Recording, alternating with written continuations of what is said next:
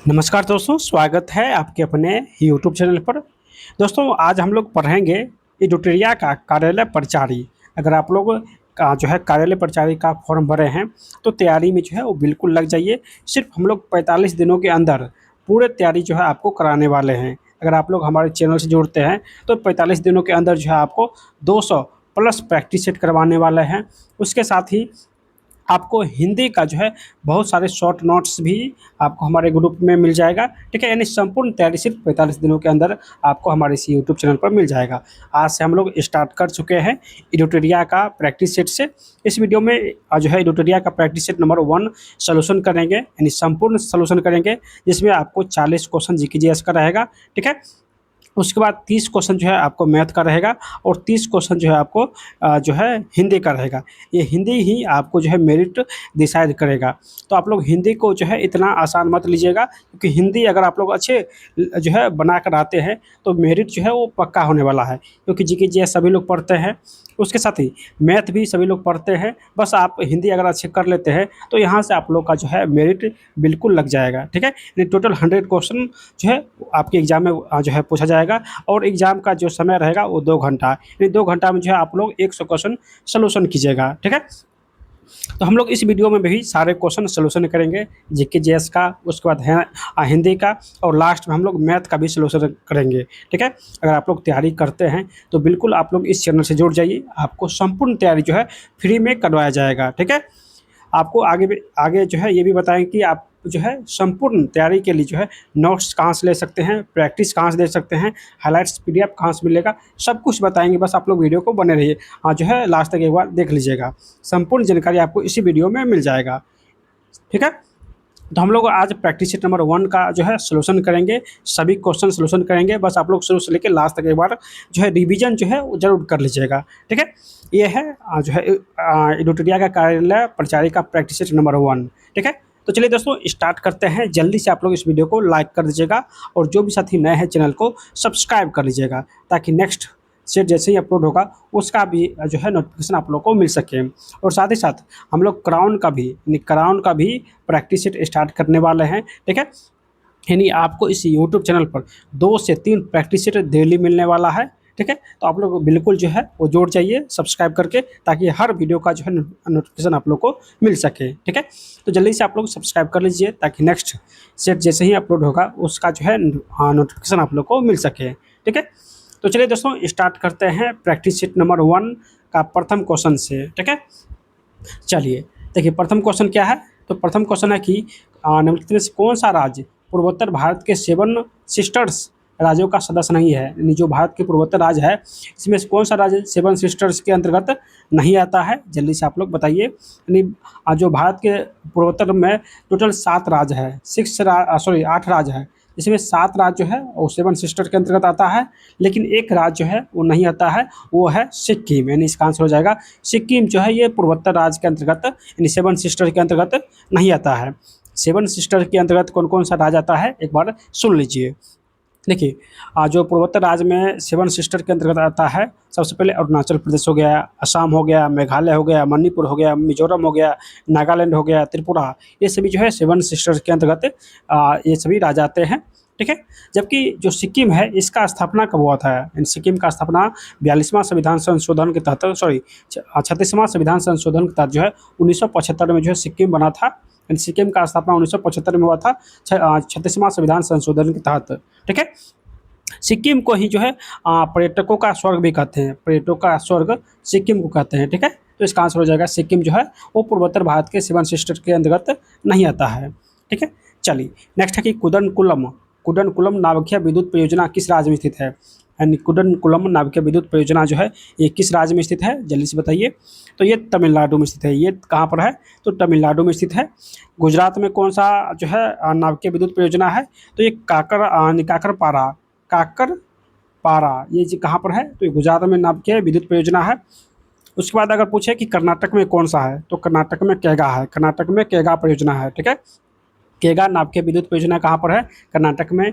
काकरापारा कहाँ पर है, तो गुजरात में। और रॉबर्ट भाटा, ठीक है, ये कहाँ पर है, तो ये राजस्थान में स्थित है। ठीक है, ये कहाँ पर है, तो राजस्थान में है। ठीक है, चलिए नेक्स्ट क्वेश्चन देखते हैं। नेक्स्ट क्वेश्चन क्या है कि देखिए क्वेश्चन है कि एक मिनट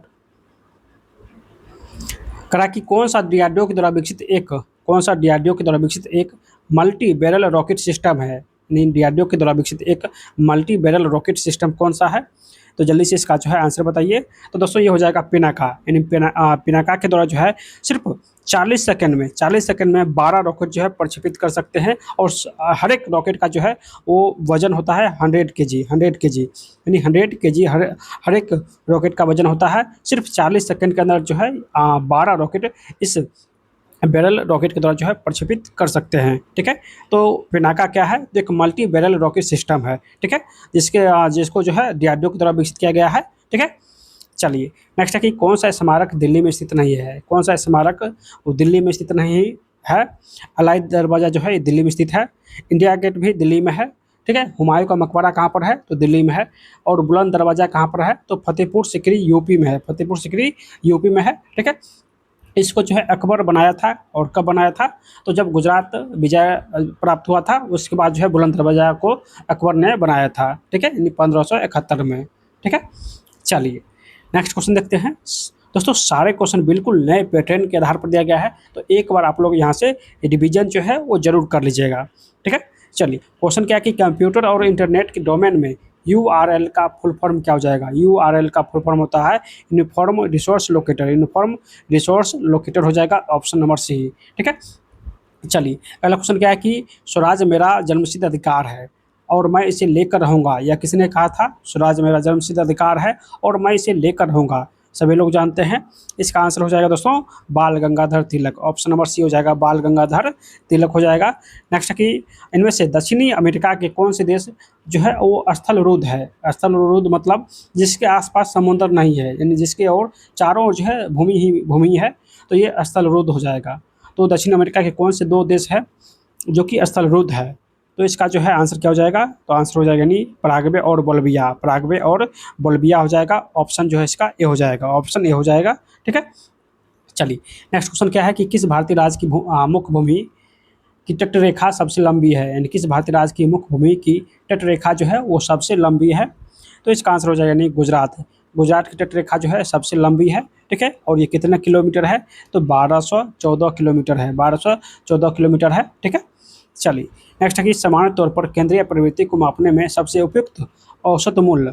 सामान्य तौर पर केंद्रीय प्रवृत्ति को मापने में सबसे जो है उपयुक्त औसत मूल्य क्या होता है, तो माद होता है। माद होता है। ठीक है, तो ऑप्शन जो है इसका डी हो जाएगा। चलिए नेक्स्ट क्वेश्चन देखते हैं। नेक्स्ट क्वेश्चन क्या है कि चित्रकला की पटशैली निम्नलिखित में से किस राज्य की सबसे पुरानी और लोकप्रिय कला है। चित्रकला की पटचित्र शैली जो है ये किस राज्य की सबसे पुरानी और लोकप्रिय कला है। तो जल्दी से जो है इसका आंसर बताइए। तो दोस्तों ये हो जाएगा उड़ीसा, यानी पटचित्र शैली जो है ये कहाँ की है, तो ये उड़ीसा की सबसे पुरानी और लोकप्रिय कला शैली है। तो ऑप्शन ए हो जाएगा। नेक्स्ट है कि इंटरनेशनल कोर्ट ऑफ जस्टिस का हेड क्वार्टर कहाँ पर स्थित है। इंटरनेशनल कोर्ट ऑफ जस्टिस का हेड क्वार्टर जो है ये कहाँ पर स्थित है। तो दोस्तों ये कहाँ पर है, तो इसका आंसर हो जाएगा द हैंग। द हैंग कहाँ पर है, तो नीदरलैंड में स्थित है। नीदरलैंड में स्थित है। ठीक है, नीदरलैंड में स्थित है। और इसका स्थापना कब हुआ था, इसका स्थापना 1945 में हुआ था। 1945 में हुआ था। ठीक है, और ये कहाँ पर है, तो नीदरलैंड में। ठीक है, यानी अंतर्राष्ट्रीय जो न्यायालय है वो कहाँ पर है, तो नीदरलैंड में स्थित है, और इसका स्थापना 1945 में हुआ था। नेक्स्ट क्वेश्चन देखते हैं कि यदि किसी व्यक्ति का द्रव्यमान, एक मिनट देखिए क्वेश्चन क्या है कि यदि किसी व्यक्ति का द्रव्यमान पृथ्वी की सतह पर 60 kg है, तो चंद्रमा की सतह पर उस व्यक्ति का द्रव्यमान कितना होगा। देखिए यहाँ पे द्रव्यमान पूछा गया है, यानी कहा कि किसी व्यक्ति का जो द्रव्यमान है वो पृथ्वी पर 60 kg है, तो चंद्रमा पर उस व्यक्ति का द्रव्यमान क्या हो जाएगा। यानी जो द्रव्यमान होता है मास वो सभी जगह समान होता है, सभी जगह समान होता है। यानी पृथ्वी पर अगर 60 kg है तो चंद्रमा पर भी वो 60 kg ही होगा, यानी द्रव्यमान जो है वो समान होता है। तो ऑप्शन जो है इसका सी हो जाएगा। अगर वजन पूछा यहाँ पे पूछा रहता है कि उसका वेट कितना हो जाएगा, तो वेट जो है इसमें 6 से भाग दे दीजिए, यानी 60 में 6 से भाग दीजिए, तो ये 10 kg हो जाएगा। नहीं, वेट 10 kg हो जाएगा लेकिन द्रव्यमान समान रहेगा। तो ऑप्शन जो है इसका सी हो जाएगा। ठीक है, चलिए नेक्स्ट है कि किस गुरु ने खालसा पंथ की स्थापना किया था। तो खालसा पंथ की जो है स्थापना किसने किया था, तो दोस्तों ये गुरु गोविंद सिंह जी ने खालसा पंथ का स्थापना किया था 1699 में। ठीक है, तो ऑप्शन डी हो जाएगा। चलिए नेक्स्ट क्वेश्चन देखते हैं। नेक्स्ट क्वेश्चन क्या है कि सुकन्या समृद्धि योजना क्या है? सुकन्या समृद्धि योजना क्या है? जल्दी से जो है इसका आंसर बताइए।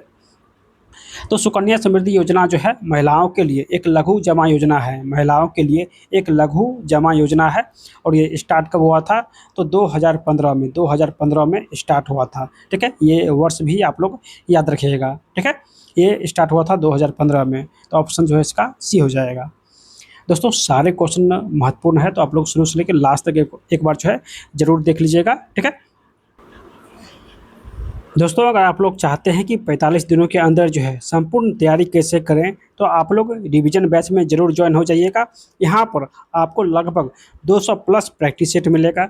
सभी सेट का पीडीएफ हल के साथ मिलेगा। ठीक है, आप लोग यहाँ से प्रैक्टिस भी दे सकते हैं और उसके बाद सभी सेट का आपको हाईलाइट्स पीडीएफ मिलेगा। वो बताएंगे आगे कि किस प्रकार जो है हाईलाइट किया हुआ मिलेगा। ठीक है, और साथ ही साथ आपको सभी प्रकाशन का नोट्स जो है वो उपलब्ध मिलेगा। कुछ प्राइवेट नोट भी जो है मिलेगा, जो कि यहाँ पे अभी आपको नहीं दिखा सकते हैं। ठीक है, साथ ही साथ आपको क्विज बोर्ड जो है टॉपिक वाइज जो है वहाँ पे करवाया जाएगा और हिंदी ग्रामर स्पेशल यानी हिंदी व्याकरण के लिए जो है स्पेशल नोट्स आपको भी वहाँ पे प्रोवाइड किया जाएगा। यानी आपको जो है संपूर्ण तैयारी जो है सिर्फ 45 दिनों के अंदर यहाँ पे हो जाएगा। ठीक है, यानी ये सारे बुक अभी जो है स्टार्ट हो चुका है। ठीक है, लगभग 4 दिन 7 बुक स्टार्ट है। आगे और भी बुक आने का पूरा जो है चांस है। ठीक है, यानी संपूर्ण तैयारी अगर आप लोग चाहते हैं कम समय में, तो आप लोग ये बैच एक बार ले लीजिए। यानी 45 दिनों में जो है संपूर्ण तैयारी यहाँ से हो जाएगा। अगर आप लोग चाहते हैं एक प्रैक्टिस देना, तो इस बैच में ज्वाइन करके एक प्रैक्टिस दीजिए। बाकी जितने भी प्रैक्टिस सेट दिया हुआ है उसका जो है आप लोग रिवीजन कर लीजिए। यानी रिवीजन किस प्रकार किया जाएगा? तो रिवीजन जो है आपको इस प्रकार होगा। देखिए, आप लोग डेली एक प्रैक्टिस दीजिए। ठीक है, और उसके बाद जितना भी आपके पास समय बचा हुआ है वहाँ पे आप इस प्रकार जो है सारे नोट्स मिल जाएगा और आप लोग इस प्रकार जो है रिवीजन यहाँ से कर सकते हैं। यानी हर चीज़ आपको ग्रुप में मिल जाएगा, जहाँ से आप लोग संपूर्ण तैयारी बहुत ही कम समय में कर सकते हैं। अगर आप लोग इस बैच में ज्वाइन करना चाहते हैं, तो आप लोग जल्दी से इस नंबर पर जो है व्हाट्सअप या टेलीग्राम पर मैसेज कीजिए, या व्हाट्सअप लिंक जो है नीचे डाल देंगे, वहाँ से सीधा आप लोग मैसेज कीजिए।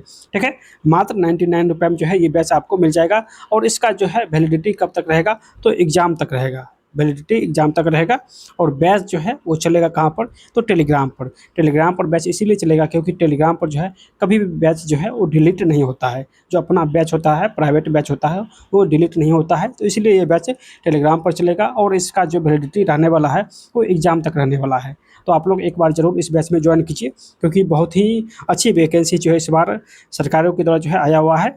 यानी सिर्फ 10th पास है तो आप लोग इस वैकेंसी के लिए एलिजिबल है और आप लोग फॉर्म भी भरे होंगे। यानी लगभग 5000 प्लस वैकेंसी है, तो काफ़ी अच्छा मौका है। आप लोग अभी भी समय है आप लोग के पास कि आप लोग संपूर्ण तैयारी कर सकते हैं। ठीक है, तो जल्दी से आप लोग इस बैच में ज्वाइन कीजिए और व्हाट्सअप पर जो है मैसेज कीजिए। व्हाट्सअप लिंक यहाँ पे जो है आपको लिंक नीचे मिल जाएगा, या आप लोग इस नंबर पर भी व्हाट्सअप कर सकते हैं। ठीक है, तो चलिए दोस्तों नेक्स्ट क्वेश्चन पर देखते हैं। चलिए नेक्स्ट क्वेश्चन है कि भारत का पहला परमाणु ऊर्जा स्टेशन की स्थापना कब किया गया था? भारत का पहला परमाणु ऊर्जा स्टेशन की स्थापना कब किया गया था? तो 1969 में किया गया था। तो ऑप्शन जो है इसका बी हो जाएगा। नेक्स्ट है कि जो तिरंगा झंडा स्टुटगार्ट में मैडम कामा ने फहराया था, उसे चोरी छिपे ब्रिटिश भारत में कौन लाया था? जो तिरंगा 1907 में मैडम भिकाजी कामा ने जर्मनी के स्टुटगार्ट में फहराया था, उसको चोरी छिपे ब्रिटिश भारत में कौन लाया था? तो ये इंदुलाल याग्निक लाया था। तो ऑप्शन जो है इसका ए हो जाएगा। ठीक है, चलिए नेक्स्ट क्वेश्चन है कि कौन सा एक अदिश राशि है? तो जल्दी से बताइए कौन एक प्रकार का जो है अदिश राशि है?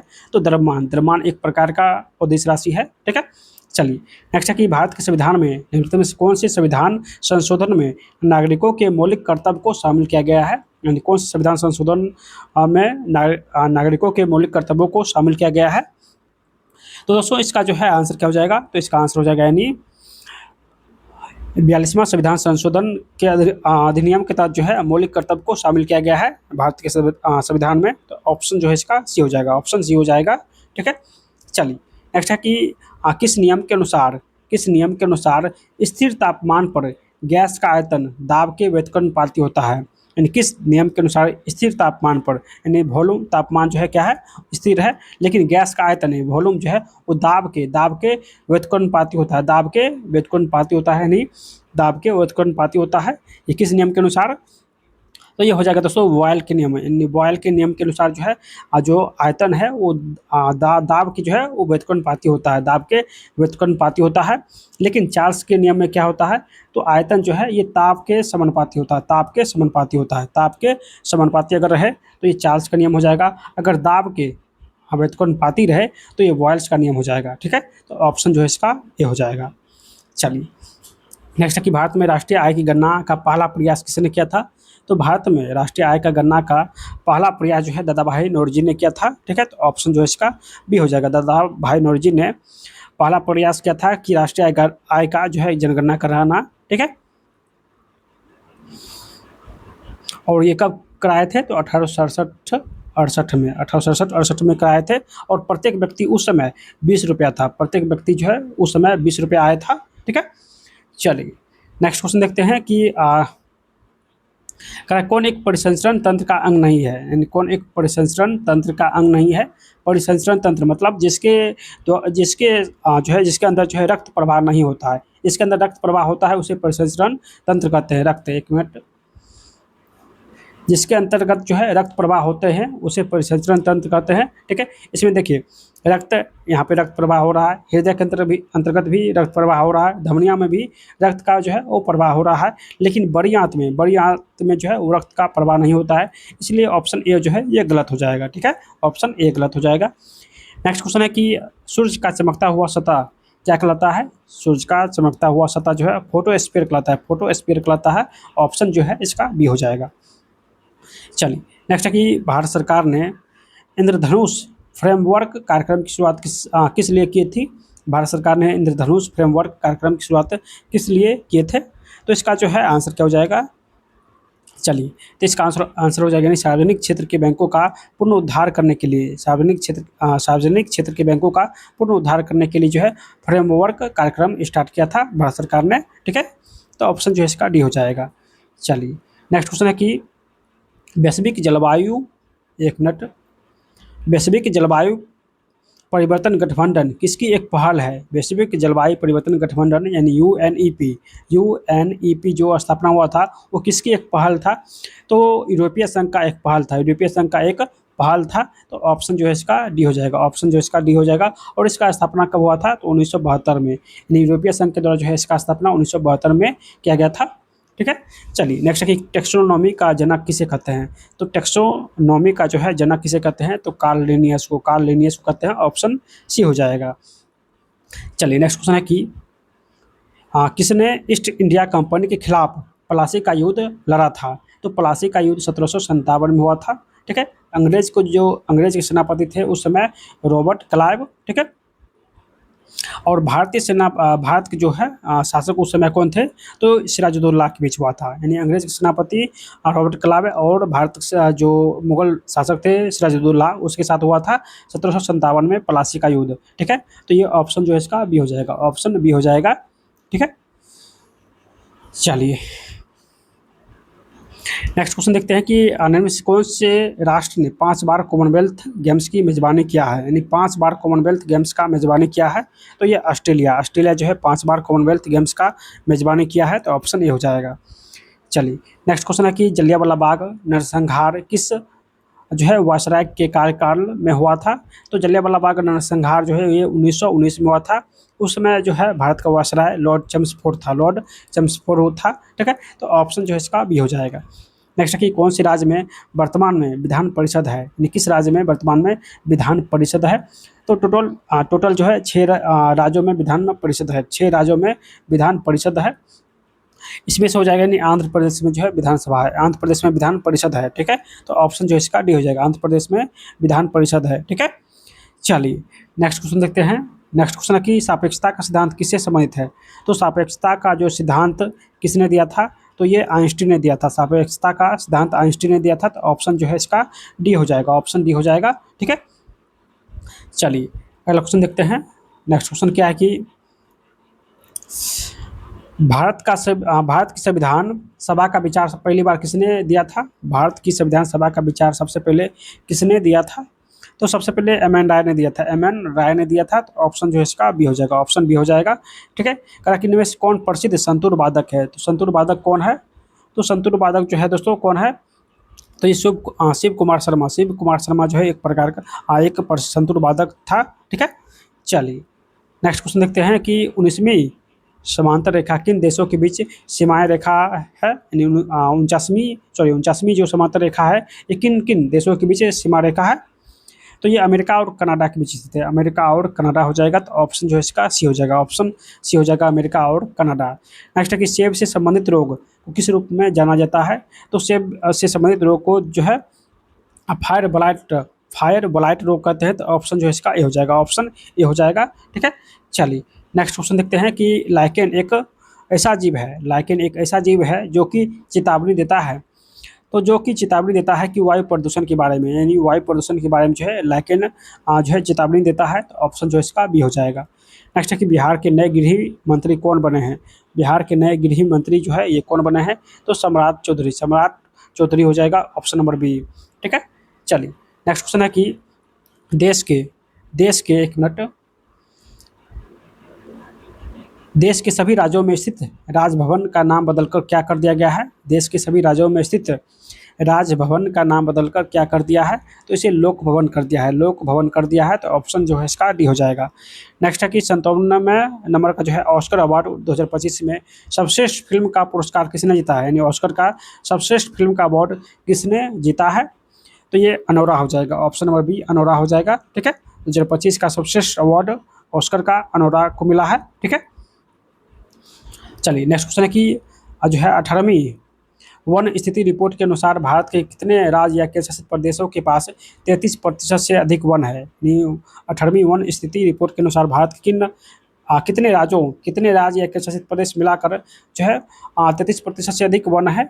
तो दोस्तों ये हो जाएगा यानी 19 हो जाएगा। ठीक है, तो ऑप्शन जो है इसका डी हो जाएगा, यानी 19 राज्य और केंद्र शासित प्रदेश मिलाकर जो है जहाँ पर 33% से अधिक वन है, तो ऑप्शन जो है इसका डी हो जाएगा। ठीक है, चलिए और जी इसका लास्ट क्वेश्चन है कि ग्रामीण क्रिकेट लीग शुरू करने वाला देश का पहला राज्य, ग्रामीण क्रिकेट लीग शुरू करने वाला देश का पहला राज्य जो है ये अपना बिहार है, तो ऑप्शन जो है इसका ए हो जाएगा, ऑप्शन ए हो जाएगा। ठीक है, अब हम लोग यहाँ से 30 क्वेश्चन जो है हिंदी का सोल्यूशन करेंगे, प्लस 30 क्वेश्चन जो है मैथ का भी सोल्यूशन करेंगे। बस आप लोग वीडियो को जो है शुरू से लेके लास्ट तक जरूर रिविजन कीजिए। ठीक है, चलिए अगर कहीं पर कोई त्रुटि होता है तो आप लोग कमेंट के माध्यम से ज़रूर बताइएगा। ठीक है, चलिए क्वेश्चन क्या है कि मिश्रित वाक्य में बदलिए। ठीक है, जैसे कि वाक्य है कि उसका सब कुछ खो गया, इसको जो है एक वाक्य बनाइए मिश्रित वाक्य, और ऑप्शन एक बार पढ़ लीजिए। ठीक है, कौन सा सही वाक्य बनाया गया है? ठीक है, तो इसमें से सभी ऑप्शन जरूर एक बार आप लोग पढ़िएगा। तो कह रहा है कि उसका सब कुछ खो गया, तो इसका मिश्रित वाक्य जो है किस प्रकार बनेगा? तो हो जाएगा यानी उसके पास जो कुछ था सब खो गया, उसके पास जो कुछ था वो सब खो गया। ठीक है, यानी सब खो गया, तो ये सही वाक्य बना है, तो ऑप्शन जो है इसका ए हो जाएगा, ऑप्शन ए हो जाएगा। ठीक है, चलिए नेक्स्ट क्वेश्चन देखते हैं। नेक्स्ट क्वेश्चन क्या है कि देश के गौरव की रक्षा करना सभी नागरिकों का कर्तव्य है। इस वाक्य में गौरव किस संज्ञा से संबंधित है? देश के गौरव की रक्षा करना सभी नागरिकों का कर्तव्य है, तो गौरव जो है ये किस प्रकार की संज्ञा है? तो देखिए गौरव हो गया, ईमानदार हो गया, ये सभी क्या है? तो भाववाचक है, ये सभी क्या है? तो भाववाचक संज्ञा है, तो ऑप्शन जो है इसका ये हो जाएगा, भाववाचक संज्ञा है। ठीक है, चलिए नेक्स्ट क्वेश्चन है कि कहीं कोष्ठ में दिया हुआ शब्द को खाली स्थान को भरिए। ठीक है, क्वेश्चन क्या है कि अपना मन पसंद रंग चुनो, अपना मन पसंद रंग चुन लो, तुम डैश रंग में बहुत सुंदर लगते हो। अपना मन पसंद रंग चुन लो, तुम डैश कपड़ों में बहुत सुंदर लगते हो, तो इसका आंसर हो जाएगा यानी तुम जो है वो तुम रंगीन कपड़ों में बहुत सुंदर लगते हो। यानी हिंदी अगर आप लोग बनाते हैं तो 2 से 3 बार क्वेश्चन को जरूर पढ़िए। ठीक है, 2 से 3 बार क्वेश्चन पढ़िएगा तो सही आंसर दे दीजिएगा। ठीक है, यहाँ क्वेश्चन है कि अपना मनपसंद रंग चुन लो, तुम रंगीन कपड़ों में बहुत सुंदर लगते हो। ठीक है, तो ऑप्शन ए हो जाएगा। चलिए नेक्स्ट क्वेश्चन है कि जो है श्री कृष्णा के अनेक नाम है का शुद्ध रूप बताइए। ये अशुद्ध रूप दिया गया है। ठीक है, इन क्वेश्चन में ये अशुद्ध वाक्य दिया गया है, इसको जो है शुद्ध करके आपको बताना है। जैसे क्वेश्चन है कि श्री कृष्णा के अनेक नाम है, तो ये सारे ऑप्शन एक बार पढ़ लीजिए, ठीक है, और सही ऑप्शन जो है आप लोग पढ़िएगा तो वहीं से निकल जाएगा। तो इसका जो है आंसर हो जाएगा यानी ऑप्शन नंबर सी। कहा कि श्री कृष्णा के अनेक नाम है, तो इसका सही वाक्य बनेगा कि श्री कृष्णा के अनेक नाम है। यहाँ पे अनेकों नाम है, देखिए यहाँ पे अनेकों नाम है, यानी अनेकों, ये गलत हो जाएगा, ठीक है, यानी श्री कृष्णा के अनेक नाम है, तो ये सही वाक्य हो जाएगा। तो ऑप्शन जो है इसका सी करेक्ट हो जाएगा, ठीक है। चलिए अगला क्वेश्चन है कि जिसकी आशा ना की हो, जिसकी आशा ना की गई हो उसे क्या कहते हैं, यानी अनेक शब्द का एक शब्द बनाइए। जिसकी आशा ना की गई हो उसे क्या कहते हैं, तो उसे अप्रत्याशित कहते हैं, उसे अप्रत्याशित कहते हैं। तो ऑप्शन जो है इसका ए हो जाएगा, ठीक है। चलिए नेक्स्ट क्वेश्चन है कि खोदा पहाड़ निकली चूहिया लोकोक्ति का अर्थ क्या होता है, यानी खोदा पहाड़ निकली चूहिया लोकोक्ति का अर्थ आपसे पूछा गया है। तो सभी लोग थोड़ा सा कॉमन सेंस लगाइएगा तो ये बन जाएगा, यानी परिश्रम अधिक किया लेकिन जो फल मिला वो बहुत ही कम मिला। तो ऑप्शन जो है इसका बी हो जाएगा, यानी परिश्रम अधिक लेकिन फल जो है वो कम मिला, यानी खोदा पहाड़ निकली चूहिया, इसका जो है सही अर्थ होगा परिश्रम अधिक किया यानी अधिक हुआ और फल जो है वो कम मिला। तो ऑप्शन बी हो जाएगा। नेक्स्ट कि आवर्तक, आवर्तक शब्द का विलोम क्या हो जाएगा, तो आवर्तक शब्द का विलोम यानी उल्टा, तो ये अनावर्तक हो जाएगा, अनावर्तक हो जाएगा। तो ऑप्शन जो है इसका बी हो जाएगा, ऑप्शन बी हो जाएगा, ठीक है। चलिए नेक्स्ट है कि कौन कमल का परिभाषी शब्द नहीं है, यानी कमल का परिभाषी शब्द कौन सा नहीं है। तो कमल का परिभाषी शब्द कौन नहीं है, तो देखिए उत्पल जो है कमल का परिभाषी शब्द है, अम्बुज भी है और नलिन, यानी कमल का परिभाषी शब्द उत्पल, अम्बुज और नलिन है। और ये जो जलद है, जलद, ये किसका परिभाषी शब्द है, तो ये बादल का, बादल का परिभाषी शब्द है जलद, ठीक है। तो इसका आंसर हो जाएगा यानी ऑप्शन नंबर सी जो है ये कमल का परिभाषी शब्द नहीं है, ठीक है। चलिए नेक्स्ट है कि किस समास में दोनों पद मिलकर एक नया अर्थ प्रकट करते हैं, किस समास में दोनों पद मिलकर एक नया अर्थ प्रकट करते हैं। तो ये हो जाएगा बहुव्रीहि समास में, दो बहुव्रीहि समास हो जाएगा, ऑप्शन नंबर डी, ठीक है। चलिए नेक्स्ट है कि किसमें व्यंजन संधि है, यानी व्यंजन संधि जो है वो किसमें है, तो जल्दी से बताइए। तो सज्जन, सज्जन में जो है वो व्यंजन, यानी सज्जन में व्यंजन संधि है। तो ऑप्शन जो है इसका डी हो जाएगा, ऑप्शन जो है इसका डी हो जाएगा, यानी सत्य जोड़ जन, सत्य जोड़ जन, एक जन जो है एक प्रकार की व्यंजन संधि है, ठीक है। तो सज्जन जो है एक प्रकार का व्यंजन संधि दिया गया है, ठीक है। यहाँ पर देखिए एक गद्यांश दिया गया है, और अगर आप लोग इस गद्यांश को 1 से 2 बार पढ़ लेते हैं तो सारे क्वेश्चन, 5 का 5 क्वेश्चन जो है 100% 100% गारंटी है कि सही होगा, ठीक है। इसको हम लोग किस प्रकार बनाएंगे वो भी आपको बताते हैं, ठीक है। देखिए सारे क्वेश्चन का जो आंसर है वो गद्यांश में ही छिपा हुआ रहता है, ठीक है। चलिए इसको हम लोग बनाते हैं। देखिए जैसे गद्यांश जो है यहाँ पर ख़त्म होता है, तो अब यहाँ से क्वेश्चन स्टार्ट हुआ है। क्वेश्चन, प्रथम क्वेश्चन क्या है, पहले आप लोग एक बार देख लीजिए। देखिए गद्यांश एक बार आप लोग पढ़ लीजिएगा, ठीक है। इसको जूम कर देते हैं। ये प्रथम पार्ट हो गया है, 1 मिनट, ये प्रथम पार्ट हो गया है। इसको एक बार पॉज करके आप लोग देख लीजिएगा, पढ़ लीजिएगा, ठीक है। उसके बाद ये सेकंड पार्ट हो गया, यानी बाकी आगे यहाँ पे दिया हुआ है, तो इसको भी पॉज करके एक बार देख लीजिएगा। सारे क्वेश्चन का आंसर जो है इसी में छिपा हुआ है। चलिए इसको कैसे बनाते हैं, देखिए प्रथम क्वेश्चन है कि साहसी मनुष्य, साहसी मनुष्य क्या उधार नहीं लेता है, साहसी मनुष्य क्या उधार नहीं लेता है। तो यहाँ पर देखिए इसका आंसर दिया हुआ है, साहसी मनुष्य क्या उधार नहीं लेता है। तो साहसी मनुष्य उन सपनों में रस लेते हैं जिनका कोई व्यवहार अर्थ नहीं होता है। साहसी मनुष्य सपने उधार नहीं लेता है, यानी साहसी मनुष्य जो है, साहसी मनुष्य ये सपने जो है ये उधार नहीं लेता है। तो इसका आंसर हो जाएगा सपना, यानी सपना जो है वो उधार नहीं लेता है, ठीक है। तो साहसी मनुष्य जो है वो क्या उधार नहीं लेता है, तो सपने उधार नहीं लेता है, ऑप्शन ए हो जाएगा, ठीक है। नेक्स्ट है कि साहसी मनुष्य किसके समान होते हैं, साहसी मनुष्य किसके समान होते हैं। तो इसका आंसर यहाँ पे छिपा हुआ है, यानी साहसी मनुष्य जो है वो किसके समान होते हैं। तो साहसी मनुष्य जो है, साहसी मनुष्य तो सिंह के समान होते हैं, यानी इसका आंसर हो जाएगा सिंह। साहसी मनुष्य सिंह के समान होते हैं, ठीक है। तो इसका आंसर हो जाएगा सिंह, यानी साहसी मनुष्य जो है वो किसके समान होते हैं, तो ये सिंह के समान होते हैं, ठीक है। तो ऑप्शन जो है इसका सी हो जाएगा, ठीक है। नेक्स्ट क्वेश्चन है कि दुनिया की परवाह, दुनिया की परवाह किए बिना जीने वाले व्यक्ति से किसको प्रकाश मिलता है, दुनिया की परवाह किए बिना जीने वाले व्यक्ति से किसको जो है प्रकाश मिलता है। तो चलिए इसका भी आंसर बताते हैं। तो देखिए यहाँ पर इसका जो है आंसर दिया गया है, 1 मिनट, देखिए यहाँ पे लिखा हुआ है, देखिए करा कि दूसरों की परवाह किए बगैर जीने वाले आदमी दुनिया की असली ताकत होता है। और मनुष्यता मनुष्यता को प्रकाश भी ऐसे ही मनुष्यता को प्रकाश भी ऐसे ही ऐसे ही ऐसे ही आदमियों से मिलता है, ऐसे ही आदमियों से मिलता है, यानी मनुष्यता से प्रकाश मिलता है। तो इसका आंसर हो जाएगा मनुष्यता, यानी इसका आंसर हो जाएगा मनुष्यता। ठीक है, ऑप्शन नंबर सी। दुनिया की परवाह किए बिना जीने वाले व्यक्ति से किसको प्रकाश मिलता है? तो मनुष्यता को प्रकाश मिलता है। तो ऑप्शन सी हो जाएगा। नेक्स्ट है कि लेखक ने कैसे जीवन को महान बताया है?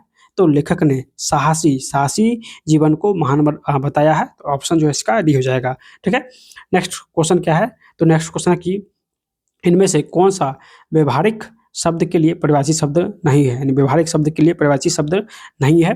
तो ये यानी व्यवहारिक शब्द का परिभाषित शब्द आदर्शवाद नहीं है। ठीक है, तो ऑप्शन जो है इसका बी हो जाएगा, आदर्शवादी। ये जो है व्यवहारिक शब्द का परिभाषित शब्द नहीं है। ठीक है, नेक्स्ट क्वेश्चन है कि कौन सा शब्द स्त्रीलिंग में प्रयुक्त होता है? यानी कौन सा स्त्रीलिंग में प्रयुक्त होता है? तो इसका आंसर हो जाएगा शोभा। शोभा एक प्रकार स्त्रीलिंग शब्द है। ठीक है, तो ऑप्शन जो है इसका ए हो जाएगा। चलिए, नेक्स्ट क्वेश्चन है कि क्वेश्चन क्या है कि कोई और कुछ का प्रयोग इनमें से किस सर्वनाम में करते हैं? तो जैसे कोई वस्तु है, यानी कोई वस्तु है, यहाँ पर किसी वस्तु को जो है डिसाइड नहीं किया गया है, तो ये सारे जो है अनिश्चयवाचक हो जाएगा। यानी ये सारे जो है क्या हो जाएगा? तो अनिश्चयवाचक हो जाएगा। जैसे कोई जहाँ पर लगा रहे या कुछ लगा रहे तो हो जाएगा अनिश्चयवाचक, यानी अनिश्चयवाचक जो है इसका करेक्ट आंसर हो जाएगा। जैसे कि कोई दरवाज़ा खटखटा रहा है, तो मतलब यहाँ पे डिसाइड नहीं हुआ है कि कौन खटखटा रहा है। ठीक है, जैसे कुछ लोग पार्क में बैठे हैं, तो कुछ लोग पार्क में बैठे हुए हैं, यहाँ पर भी जो है यानी लोग डिसाइड नहीं हुआ है कि कौन से लोग हैं, मेल है या फीमेल है। तो कोई और कुछ ये सभी जो है ये अनिश्चयवाचक सर्वनाम है। ठीक है, तो ऑप्शन सी हो जाएगा। चलिए, नेक्स्ट है कि गीता फूल तोड़ रही है।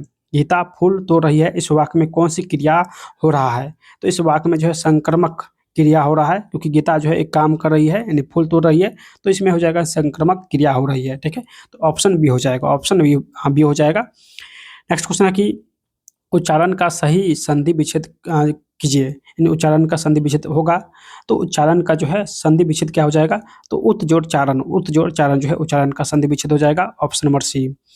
नेक्स्ट है कि दशानन में कौन सा समास है? तो दशानन में जो है ये बहुव्रीहि समास है। ठीक है, तो ऑप्शन जो है इसका ये हो जाएगा, बहुव्रीहि समास है। चलिए, नेक्स्ट क्वेश्चन देखते हैं कि सकल, देखिए ये दंसो है और तालमसो है, दोनों सकल ही है। तो सकल का अर्थ क्या होता है? तो दंसो वाला जो सकल है इसका जो है अर्थ क्या होता है? तो इसका अर्थ होता है संपूर्ण, यानी पूरा, यानी पूर्ण। सकल का अर्थ संपूर्ण, पूरा, पूर्ण होता है। लेकिन इस सकल का जो अर्थ होता है अंश, अंश या छवि या चेहरा या रूप, ये इस सकल का अर्थ होता है। तो ऑप्शन नंबर सी हो जाएगा। ठीक है, नेक्स्ट क्वेश्चन है कि विलोम शब्द का सही युग्म कौन सा नहीं है? यानी कौन विलोम के बारे में, यानी विलोम के बारे में कौन सा गलत दिया गया है? ठीक है, तो चलिए देखते हैं। स्थावर, यानी स्थावर का विलोम हो जाएगा जंगम, स्थावर का विलोम जंगम हो जाएगा, ये सही है। तेजस्वी का जो है विलोम क्या हो जाएगा? तेजस्वी का विलोम निस्तेज, निस्तेज हो जाएगा, ये भी सही है। निषिद्ध का जो है विलोम हो जाएगा विहित, निषिद्ध का विलोम विहित हो जाएगा। और क्षणिक का विलोम सृजन हो जाएगा, तो ये गलत हो जाएगा। ठीक है, यानी ऑप्शन नंबर 4 जो है ये गलत दिया गया है। तो ये ऑप्शन जो है इसका डी करेक्ट आंसर हो जाएगा। क्षणिक का जो है विलोम हो जाएगा शाश्वत, शाश्वत हो जाएगा। ठीक है, क्षणिक का विलोम शाश्वत हो जाएगा, जो कि गलत दिया गया है। ठीक है, चलिए नेक्स्ट है कि आग का जो है वो पर्यायवाची नहीं है, यानी कौन सा आग का पर्यायवाची नहीं है?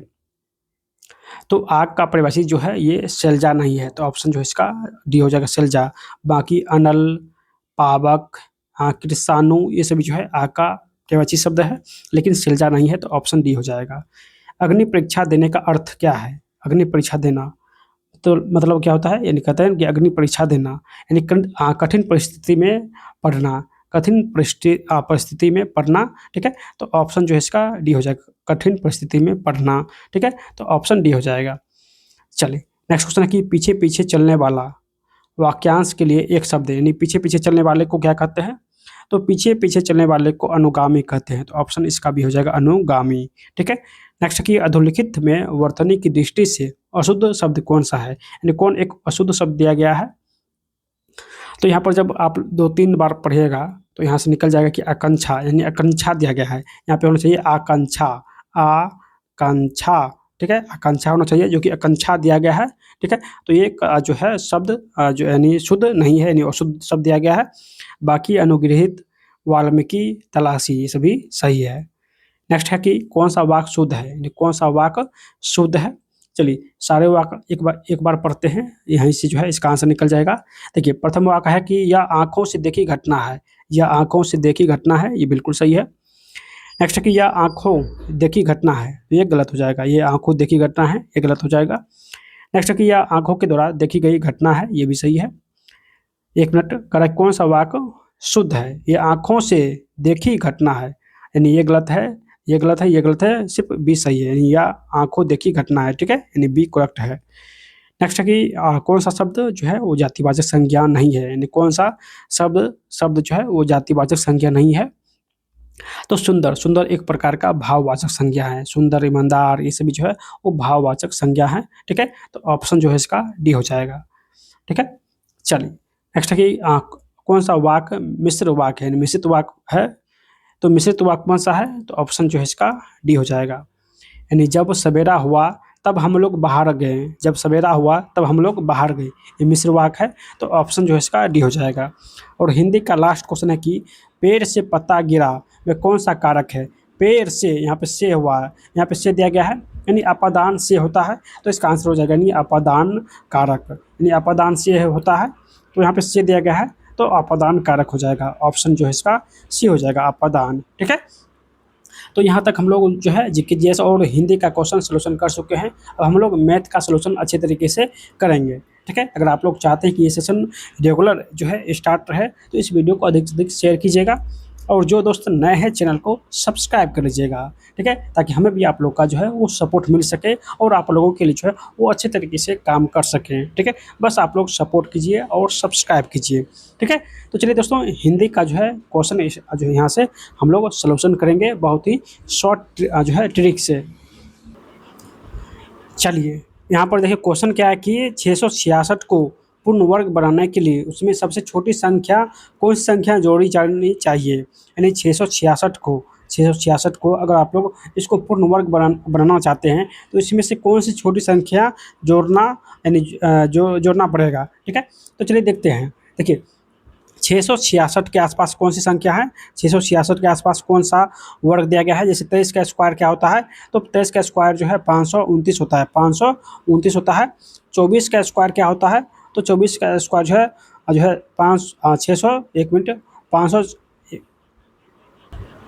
यानी 24 का जो है स्क्वायर 576 होता है, ठीक है, यानी 24 का स्क्वायर 576 होता है, ठीक है। और 25 का स्क्वायर क्या होता है, तो 25 का स्क्वायर जो है 625 होता है, ठीक है। और यहाँ पर देखिए, यहाँ पर 625 से ज़्यादा है, यानी 600 क्या है, तो 666 है, यानी 625 से ज़्यादा है।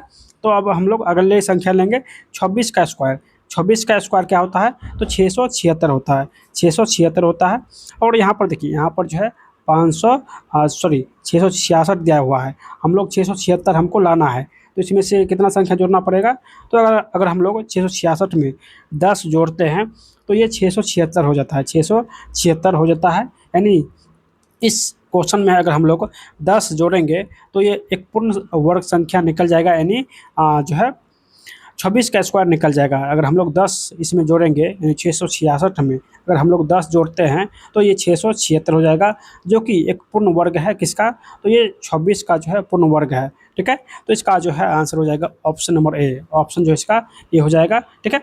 चलिए अब हम लोग नेक्स्ट क्वेश्चन देखते हैं।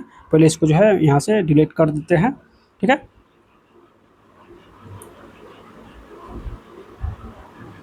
एक मिनट, चलिए इसको पहले हम लोग डिलीट करते हैं यहाँ से, और इसको इस प्रकार जो है यहाँ से रिमूव करते हैं। एक मिनट, चलिए हम लोग यहाँ से नेक्स्ट क्वेश्चन भी लाएंगे, ठीक है। नेक्स्ट क्वेश्चन क्या होने वाला है, तो नेक्स्ट क्वेश्चन है कि, चलिए नेक्स्ट क्वेश्चन क्या है कि, देखिए क्वेश्चन है कि किस न्यूनतम संख्या को 6155 में से घटाया जाए कि उत्तर संख्या जो है पूर्ण वर्ग हो जाए। यानी अब आपसे क्वेश्चन में पूछा गया कि बताइए, यानी बताइए कि अगर आप लोग जो है, अगर आप लोग 61 55 में से 61 55 में से अगर कोई संख्या घटाते हैं जो कि एक पूर्ण वर्ग हो जाएगा, एक पूर्ण वर्ग हो जाएगा, ठीक है। तो जब आप लोग देखिए यहाँ पर भी स्क्वायर आपको याद रखना होगा। जैसे 70 का स्क्वायर क्या होता है, तो 70 का स्क्वायर होता है 4900, यानी 4900, ठीक है।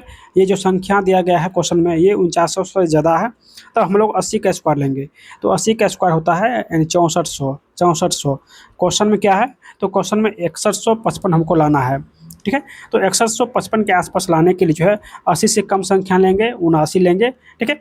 79 अगर लेते हैं तो ये 6200 के आसपास आता है, ठीक है। अब हम लोग यहाँ पर जो है 78 का स्क्वायर लेते हैं। अगर हम लोग यहाँ पर 78 का स्क्वायर लेते हैं तो दोस्तों 78 का स्क्वायर क्या होता है, तो 60 84, ठीक है, 60 84। और क्वेश्चन दिया गया है 61 55। अगर हम लोग 61 55 में से संख्या x घटाएंगे तो ये 60 84 आ जाएगा, 60 84 आ जाएगा। यानी 61 55 में से अगर हम लोग 61 55 में से 71 माइनस करेंगे तो ये यहाँ पे हो जाएगा, 5 में से 1 गया 4, 5 यानी 1 बचा लेंगे, 15 15 में 7 गया तो 8 7 15, ठीक है। उसके बाद एक 0 हो जाएगा और ये हो जाएगा 6। यानी 61 55 में से 71 माइनस करते हैं तो 60 84 आता है, जो कि 78 का स्क्वायर है, जो कि 78 का स्क्वायर है। तो इसका जो है करेक्ट आंसर हो जाएगा यानी 71। अगर 71 इसमें से माइनस करते हैं तो ये 78 का स्क्वायर निकल जाता है, ठीक है, 78 का स्क्वायर निकल जाता है। चलिए हम लोग नेक्स्ट क्वेश्चन देखते हैं। नेक्स्ट क्वेश्चन क्या है,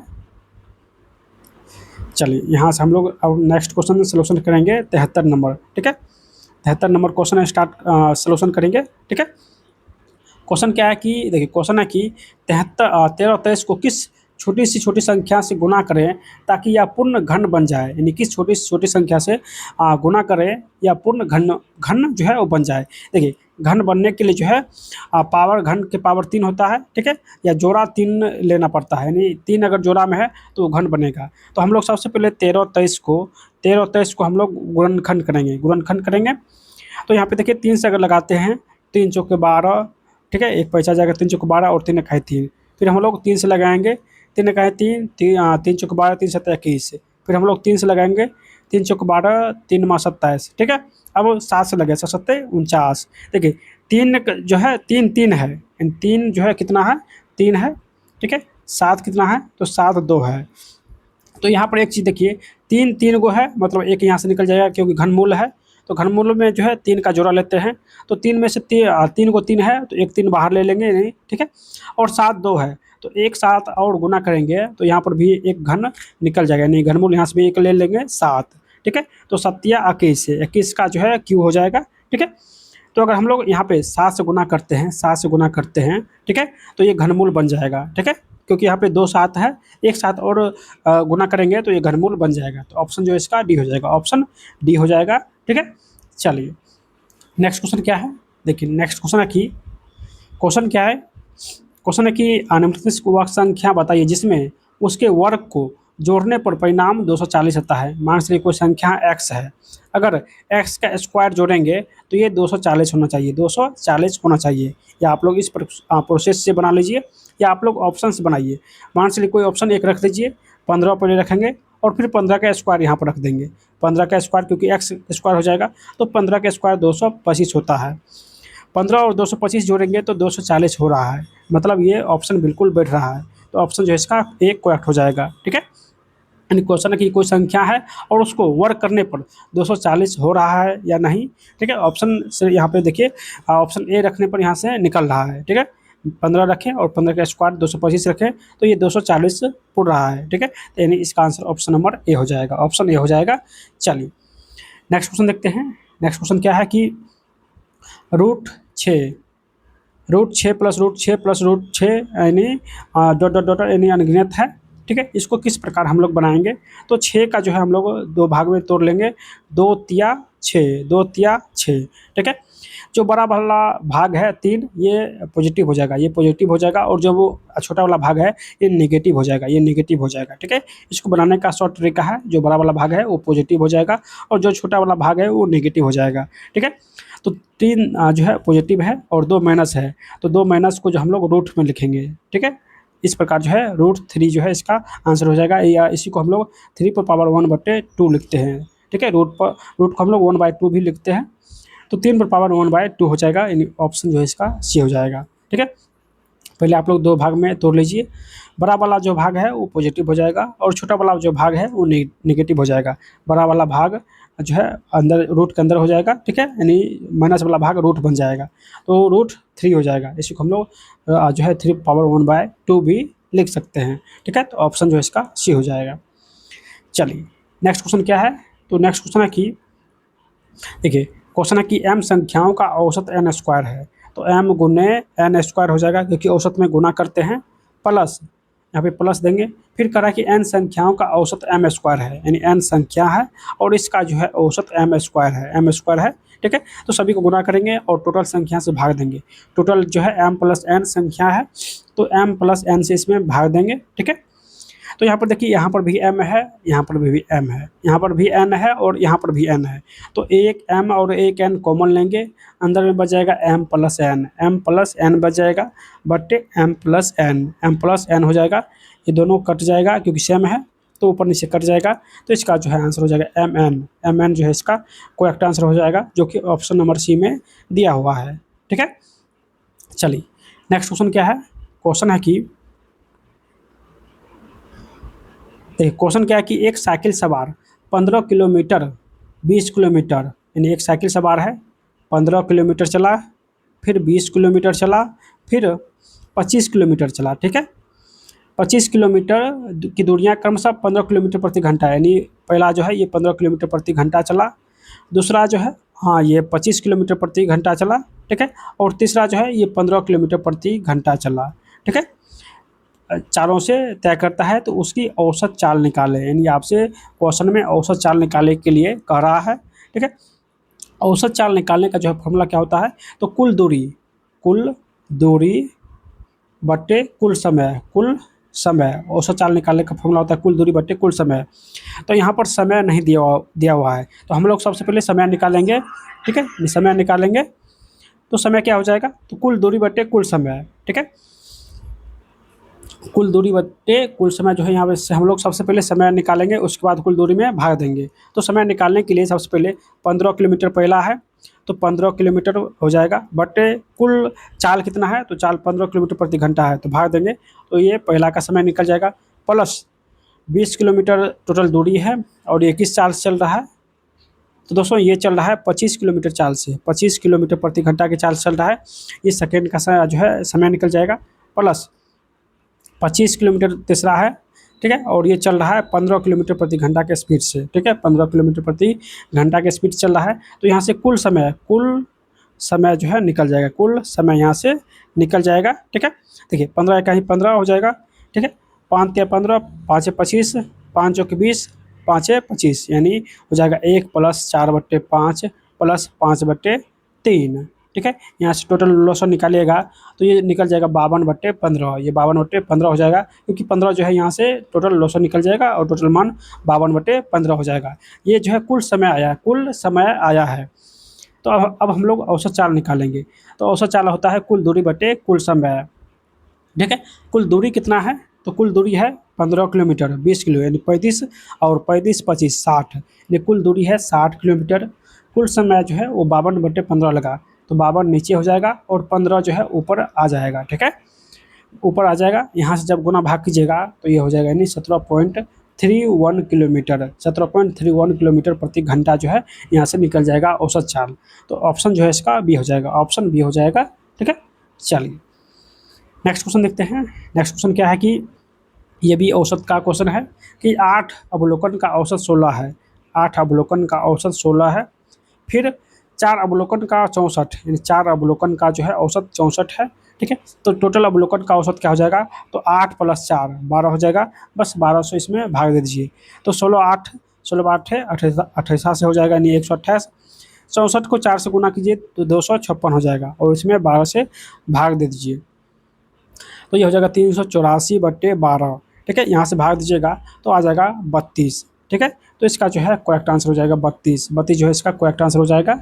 चलिए नेक्स्ट क्वेश्चन है कि देखिए क्वेश्चन क्या है कि एक यंत्र को 900 रुपये में बेचने पर जो लाभ होता है, यानी 900 रुपया में बेचने पर जो लाभ होता है, ठीक है, वह उस हानि से दोगुना है, यानी मान चलिए उस हानि से दोगुना है जो उसी यंत्र को 450 रुपये में बेचने से होता है। यानी 450 रुपया में बेचने से मान चलिए एक्स हानि होता है, एक्स हानि होता है तो माइनस दिए, ठीक है। यानी 450 रुपया में बेचने से जो एक्स हानि होता है, 900 रुपया में बेचने से लाभ दुगुना हो जाता है। यानी हानि से दुगुना होता है तो 2x देंगे, यहाँ पर लाभ हो रहा है तो प्लस देंगे, लाभ हो रहा है तो प्लस देंगे।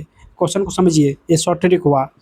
देखिए, अगर आप किसी वस्तु को 900 रुपये में बेचते हैं और उसी वस्तु को अगर 400 रुपये में बेचते हैं तो वहाँ पर एक्स रुपया, एक्स यानी एक्स पर हानि होता है।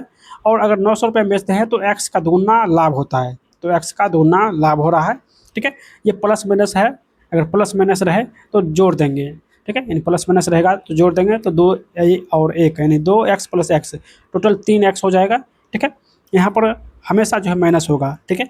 तो 900 में से 450 माइनस करेंगे तो 450 हो जाएगा, 450 हो जाएगा। 3 से काटिए तो 150 हो जाएगा, यानी x का मान जो है यहाँ पर 150 निकल गया, x का मान 150 निकल गया है।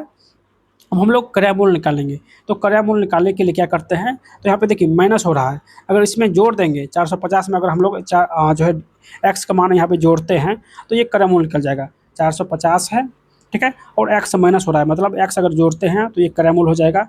अगर इसमें 150 जोड़ देंगे तो ये क्रयमूल्य हो जाएगा, तो क्रयमूल्य टोटल जो है 600 हो जाएगा, क्रयमूल्य 600 हो जाएगा। लेकिन क्वेश्चन में ये नहीं पूछा गया है, क्वेश्चन में पूछा गया कि अगर 25% लाभ कमाना हो तो उस यंत्र को किस मूल्य पर बेचना होगा। यानी 600 रुपया क्रयमूल्य है, अगर इस पर 25% का लाभ कमाना है तो इसको किस मूल्य पर बेचना होगा। तो 25 का होल वैल्यू कितना होता है, तो 25% का होल वैल्यू यानी 25/100 हो जाएगा, 25 का 100 यानी 1/4 हो जाएगा। अगर लाभ हो रहा है तो 4 में 1 जोड़ेंगे तो 5/6 हो जाएगा, ठीक है। यानी सॉरी 5/4 हो जाएगा, नीचे में 4 है तो 4 हो जाएगा, 4 1 5, 5/4 यानी लाहौर वैल्यू जो है 5/4 निकल जाएगा। तो 600 का 5/4, क्योंकि लाभ हो रहा है तो इसीलिए बड़ा मान ऊपर हो जाएगा, ठीक है, और छोटा मान नीचे हो जाएगा, ठीक है। तो लाभ हो रहा है तो यहाँ से 4 से भाग दीजिए, 4 भाग दीजिएगा 600 में तो ये 150 निकल जाएगा, और 5 से गुना कीजिए तो 15×5 = 75, यानी 750 जो है इसका आंसर हो जाएगा, यानी 750 जो है इसका करेक्ट आंसर हो जाएगा, ठीक है, ऑप्शन नंबर सी। चलिए नेक्स्ट क्वेश्चन देखते हैं, बताइए इसका आंसर जल्दी से दीजिए। यहाँ 5 है आधार और यहाँ पे 125 है, तो आधार बराबर करेंगे। तो पहले 5 का आधार कितना है, तो 5 पर जो है पावर जो है x² है, प्लस 2x है, प्लस 7 है। तो ये 5 का क्यू कर देंगे, क्योंकि ये 5 आधार लेने के लिए यहाँ पर अगर हम लोग 5 आधार लेते हैं तो पावर 3 हो जाएगा, ठीक है। उससे पहले 2x + 1 है तो यहाँ पे गुना हो जाएगा 2x + 1, ठीक है। तो ये टोटल मान कितना हो जाएगा, तो ये टोटल मान हो जाएगा यानी 5 पर पावर 3 दूनी 6x हो जाएगा, प्लस 3 एका है 3, ठीक है। अब जो है आधार दोनों बराबर हो गया है, आधार दोनों बराबर हो गया है। तो जब आधार बराबर रहे तो पावर का जो है मान सोल्यूशन करना होगा, यानी पावर का जो है जो मान दिया हुआ है उसको सोल्यूशन करेंगे तो x मान निकल जाएगा। तो इसका जो मान है x² + 2x + 7, ठीक है। और इसका मान है 6x + 3, 6x + 3, ठीक है, 6x + 3 दिया हुआ है, ठीक है। चलिए इसको हम लोग सोल्यूशन करते हैं।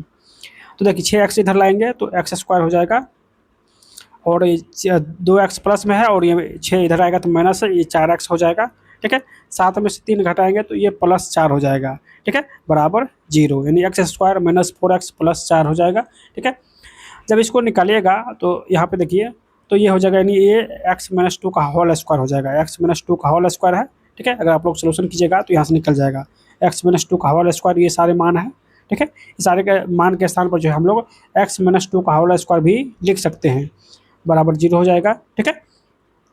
स्क्वायर इधर 0 पर पावर दीजिएगा तो 0 का 0 ही हो जाएगा, यानी x - 2 बराबर 0 हो जाएगा, क्योंकि स्क्वायर जो इधर कर दिए हैं, ठीक है। चलिए अब हम लोग x - 2 बराबर 0, तो x बराबर जो है 2 जो है इसका करेक्ट आंसर हो जाएगा, x बराबर 2 जो है इसका करेक्ट आंसर हो जाएगा, जो कि ऑप्शन नंबर डी में दिया हुआ है, ठीक है।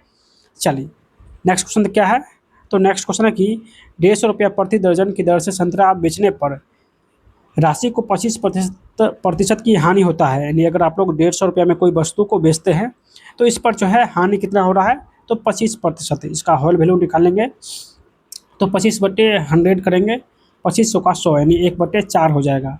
देखिए यहाँ पर हानि हो रहा है, तो हानि में क्या करते हैं, तो नीचे वाले से एक जो है ऊपर वाला घटाते हैं, यानी हानि हो रहा है तो 4 में से 1 माइनस जाएगा, तो ये हो जाएगा 3/4। 3/4 जो है ये हानि का होल वैल्यू निकल गया है, ठीक है। तो यहाँ पर यानी ये विक्रय मूल्य है, 150 रुपये क्या है, विक्रय मूल्य है। तो इसको हम लोग क्रय मूल्य निकालने के लिए क्या करते हैं, तो ये होल वैल्यू का उल्टा करते हैं।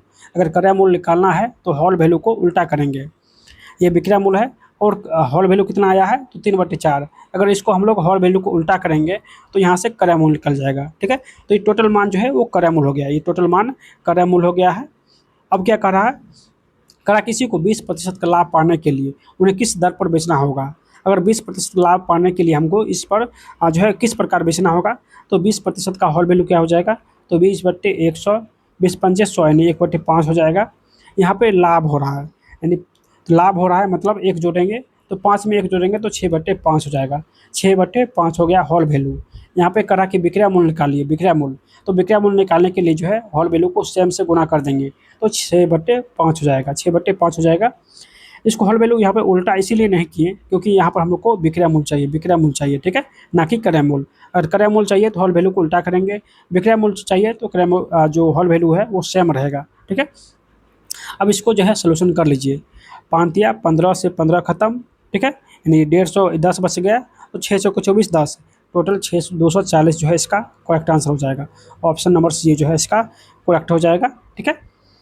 चलिए नेक्स्ट क्वेश्चन क्या है, तो नेक्स्ट क्वेश्चन है कि ए और बी अलग अलग किसी काम को, यानी अलग अलग किसी काम को 15 एक मिनट,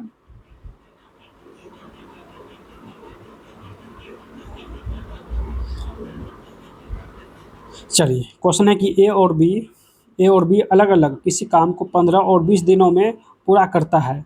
बी ने काम आरंभ किया है, यानी सबसे पहले बी ने काम को आरंभ किया है। यदि वह दोनों एक दिन छोड़कर काम करता है, यानी प्रथम दिन जो है बी करता है और दूसरा दिन ए करता है। बी जो है वो 20 दिन में काम को पूरा करता है, 20 दिन में, और ए जो है कितना दिन में, तो ए 15 दिनों में काम पूरा करता है।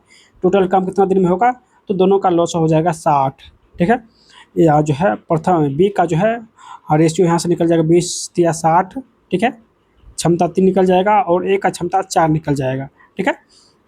चलिए काम स्टार्ट किया है बी ने और उसके बाद ए करता है और एक एक दिन छोड़ के। तो प्रथम दिन बी 3 काम किया है और दूसरे दिन ए जो है वो 4 काम किया है, यानी 2 दिन में टोटल काम कितना हुआ है, तो 2 दिन में जो है टोटल काम 7 हुआ है, ठीक है, 7 हुआ है, यानी 7 काम हो गया है। इसमें से हम लोग आप देखिए 7 को जो है 60 में भाग देंगे, 60 में 7 से भाग देंगे तो 7 8 है 56, 7 8 है 56, यानी 60 के आसपास आ गया है, ठीक है।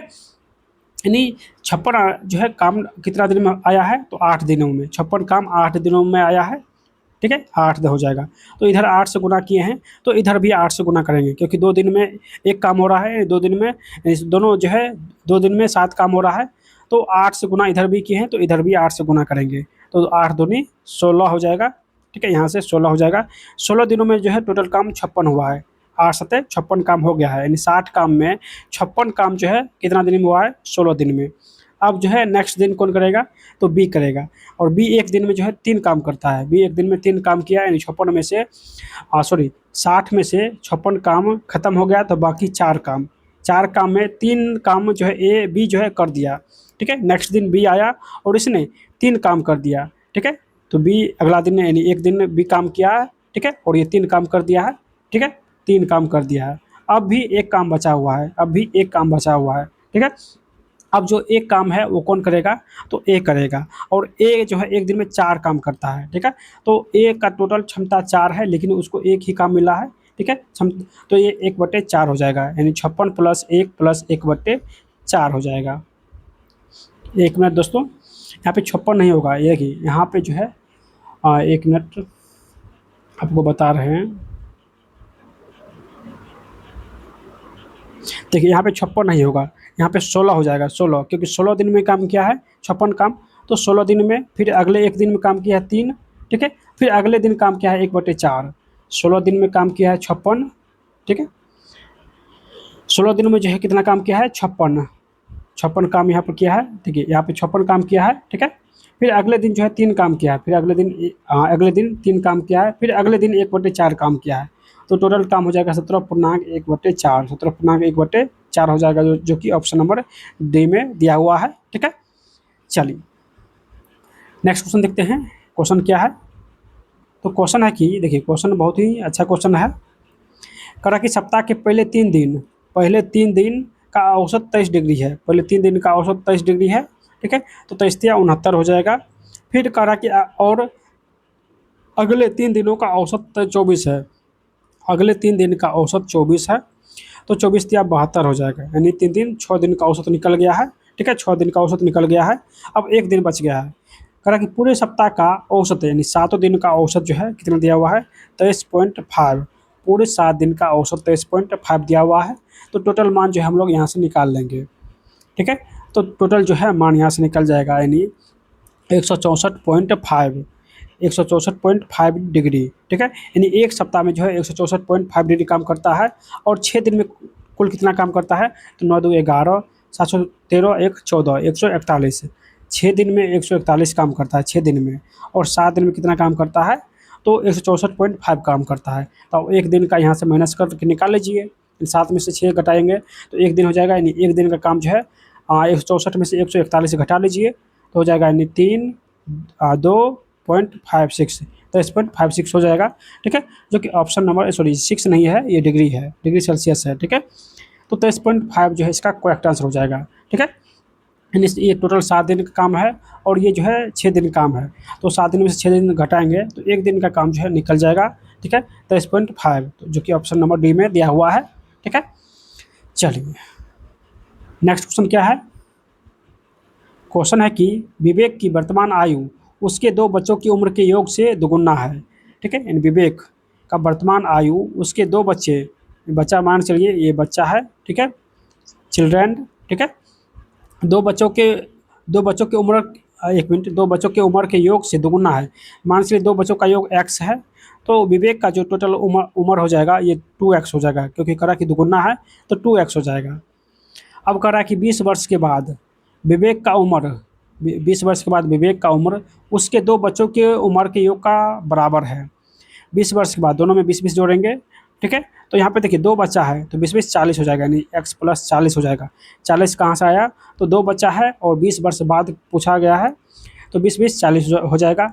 लेकिन विवेक में सिर्फ 20 जुड़ा आएगा क्योंकि 20 वर्ष बाद पूछा गया है, ठीक है। अब कह रहा है कि 20 वर्ष बाद जो है विवेक का उम्र उसके बच्चों का उम्र का योग के बराबर है, ठीक है, बराबर कर दिए। अब यहाँ से हम लोग x का मान निकाल लेंगे। x इधर आएगा, 2x में से x माइनस होगा तो x हो जाएगा, ठीक है। इधर 40 है, इधर 20 है, और 40 में से 20 घटाएंगे तो 20 हो जाएगा। इन x का मान जो है 20 निकल गया है, x का मान 20 निकल गया है। अब जो है विवेक का वर्तमान उम्र पूछा गया है तो 2x है, यानी x का मान 20 है तो 2x का मान क्या हो जाएगा? तो 20 × 2 यानी 40 हो जाएगा। यानी विवेक का उम्र 40 वर्ष हो जाएगा, जो कि ऑप्शन नंबर ए में दिया गया है, ठीक है। चलिए नेक्स्ट क्वेश्चन देखते हैं। क्वेश्चन क्या है? क्वेश्चन है कि ए और बी एक कार्य को 80 दिन में और 96 दिन में पूरा कर सकता है। उन्होंने सी की मदद से 32 दिनों में काम को पूरा किया, तो सी अकेले पूरे काम को कितने दिनों में करेगा? यानी ए एक काम को 80 दिनों में करता है, बी एक काम को 96 दिन में करता है, ए + बी + सी इस काम को 32 दिनों में करता है। तो अब आपसे पूछा गया कि सी कितने दिनों में करेगा। तो इसको निकालने के लिए सबसे छोटा ट्रिक, सबसे पहले हम लोग ए + बी + सी का टोटल मान यहाँ पे लिख देंगे, ए + बी + सी माइनस 1/a + 1/b, ठीक है। चलिए यहाँ से अगर निकालते हैं तो 1/c का मान यहाँ से निकल जाएगा। तो टोटल मान कितना है? तो 1/32 हो जाएगा, यानी a + b + c का मान 1/32 हो जाएगा, माइनस एक क्या है तो 1/80 प्लस b क्या है तो 1/96 हो जाएगा, ठीक है। यहाँ से 1/c हो जाएगा। तो यहाँ से जब मान निकालिएगा गुना भाग करके तो c का जो है मान निकल जाएगा 120 दिन, ठीक है। तो ऑप्शन जो है इसका c हो जाएगा, ठीक है। यहाँ सी का मान जो है 120 दिन निकल जाएगा, ठीक है। चलिए नेक्स्ट क्वेश्चन देखते हैं। क्वेश्चन क्या है? क्वेश्चन है कि 2 छात्र ए और बी एक परीक्षा में शामिल हुआ, ए को बी से 8 अंक अधिक मिला। 2 छात्र एक परीक्षा में शामिल हुआ, ठीक है, एक ए है और एक बी है। ए को जो है बी से 8 अंक अधिक मिला, ठीक है, 8 अंक अधिक मिला, ठीक है। और ए को अंक उनके अंकों के योग का 60% है, यानी ए का जो अंक है, ए का जो अंक मिला यानी 8 अंक अधिक, यानी ए के अंक, उनके अंक को, यानी उनके अंक मतलब क्या, दोनों का अंक योग, उनके अंकों का योग, तो दोनों का अंक का योग हो जाएगा यानी 2x+8, 2x+8 हो जाएगा दोनों का अंकों का योग।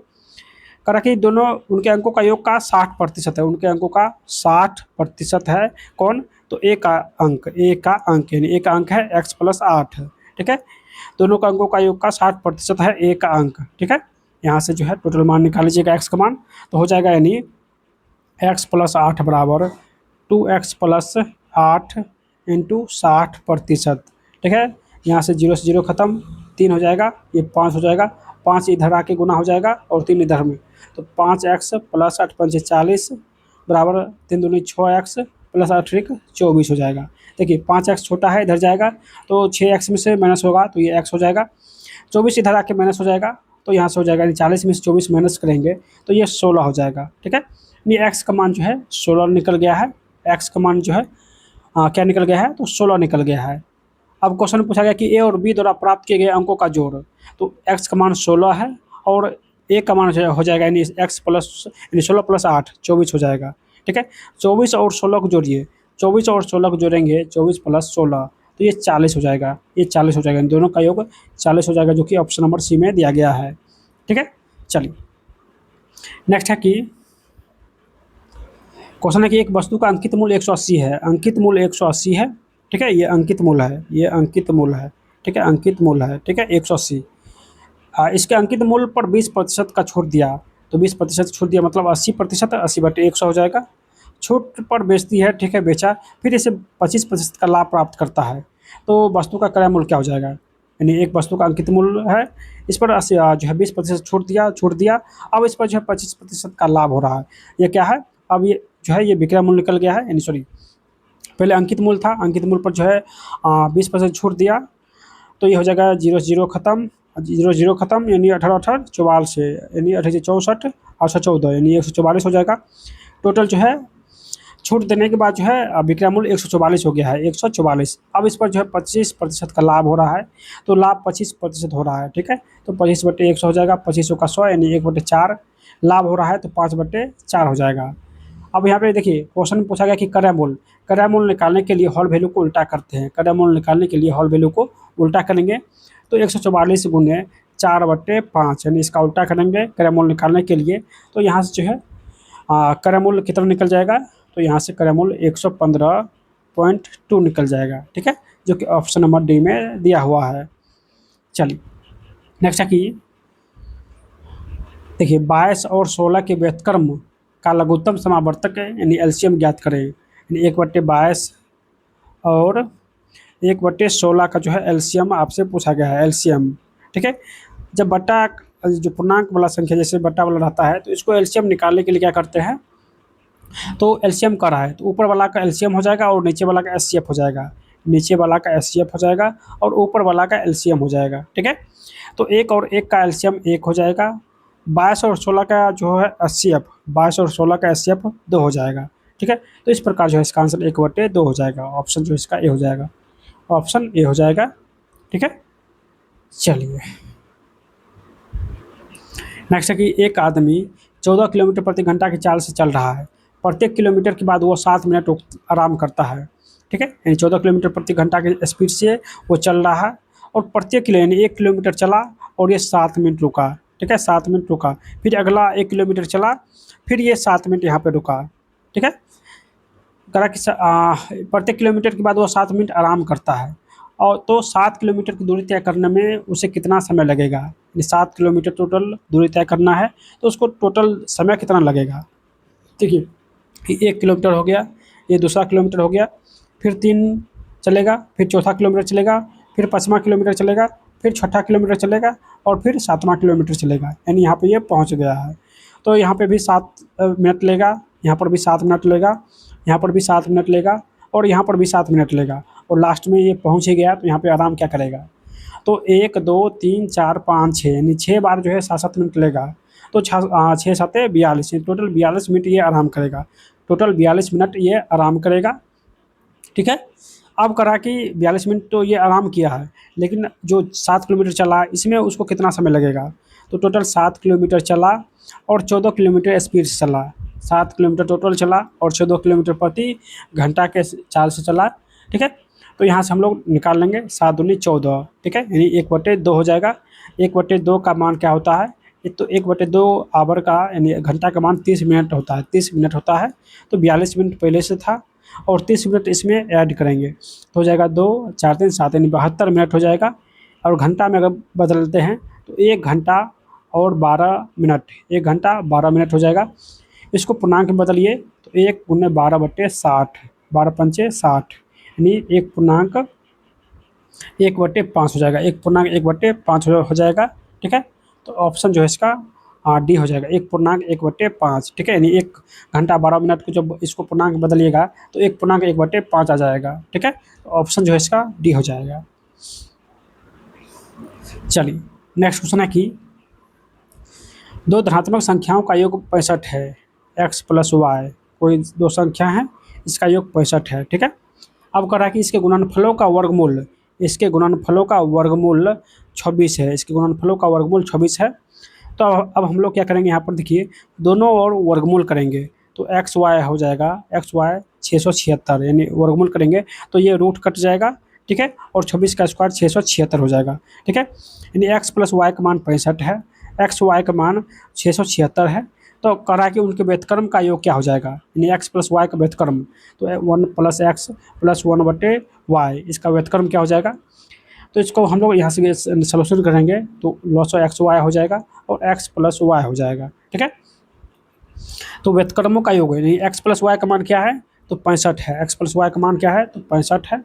और एक्स वाई का मान कितना निकाले हैं तो 676 निकाले हैं, 676 निकाले हैं, यानी 65/676 हो जाएगा। यहाँ से जब भाग दीजिएगा 13 × 5 = 65, 13 × 5 = 65 और 13 दूनी 26 यानी 5/52 जो है यहाँ से करेक्ट आंसर हो जाएगा। करेक्ट आंसर हो जाएगा जो कि ऑप्शन नंबर ए में दिया हुआ है, ऑप्शन ए में दिया हुआ है। ठीक है, चलिए नेक्स्ट क्वेश्चन देखते हैं। चलिए सॉल्यूशन करना है इस क्वेश्चन को। देखिए क्या क्वेश्चन क्या कर रहा है।